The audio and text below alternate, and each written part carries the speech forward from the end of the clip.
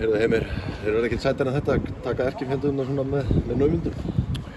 Já, mér finnst sanngjörn úrslit og við vorum kannski í fyrstu, var kannski 15-20 mínútur að ætla að vinna KR þá var ákveðin grunnatir leiksins sem þurfa að vera í lagi eins og seinni boltar og svo framvegis. Við vorum ekki að gera það nógu vel eftir að náðum við góðum tökum á leiknum og í seinni hálfleik fyrir utan kannski uppbótum tíma þá fannst mér að vera eitthvað á vellu, spiluðum virkilega vel og myndi boltan ganga vel, sköpuðum góð færi og góð liðselda frammeistað. Ef þú ætlar að vinna KR þá þarf það því að halda. Ekkert ólík frammeistað á móti IBF kannski, þeir þurfa aðeins að trekka ykkur í gang og eftir það takið yfirhöndina? Jú, við getum alveg sagt það en það er betra að enda vel heldur en að byrja vel.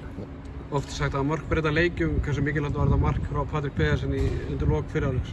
Já, það breytti það miklu, það hjálpaði okkur mikið inn í seinni hálfleik. Frábært mark og frábært fyrirgjöf frá Birki og geggjaði skalli hjá Patrik og auðvitað hjálpaði það liðinu og menn stöppuðu stálun í hvern annan í hálfleiknum og ég held að við sýnt það í seinni hálfleiknum að þetta hjálpa okkur.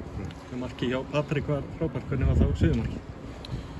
Sigurmarkið, hvernig var það? Í engileg bara? Já, Jesperinn maður, geggjað mark maður. Ég meina, hann var glæsilegt mark og hann var frábær í þessum leik og er með gríðarlega góðar stuttar og langar spyrnur, þannig að það fínt að klára það svona, en ég meina við fengum líka Beitir varði vel og við fengum góð færi.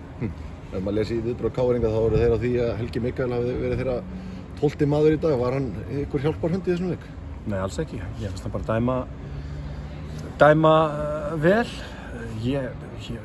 KR-ingarnir, þeir spiluðu Breiðablik daginn og það átti að vera einhver aukaspyrna í markinu sem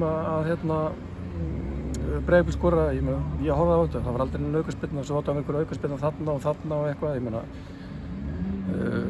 þannig að hann dæmdi þetta bara vel og ekkert yfir neinu að kvarta.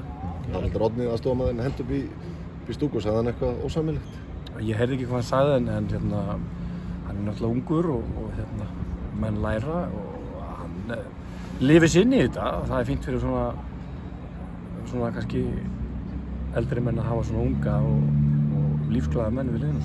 Var hann átökk í leiknum þegar Smith setur boltan út af þegar Pedersen fer niður og KR-ingarnir gefur ykkur boltan ekki tilbaka og komið svona smá hiti, hvernig sástu það augnablik? Var það óheiðarlegt?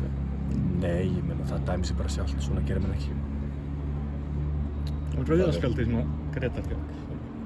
Sástu það átökk? Nei, ég sá það ekki nógu vel en mér skilst að það verið bara olbogi og hann var nálægt í og var í einhver vafa þannig að ég held að, en ég meina auðvitað og ég eftir að sjá það aftur en líka var það rétt líka.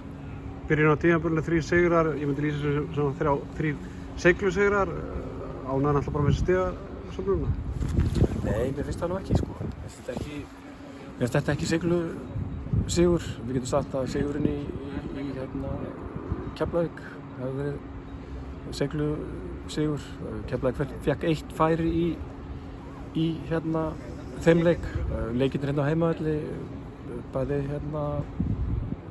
IBF og í kvöld höfum við sýnt góðan fótbolta á köflum og verið góð liðsframmistaða. Við kannski notum ekki orðið segla nægilega, sama það náttúrulega segla að komast tilbaka eftir að lenda undir á móti KR. Jú, auðvitað, það er sterkur karakter í liðinu og menn drógu hann fram í kvöld sem var frábært og við þurfum að gera meira af því. Takk fyrir það.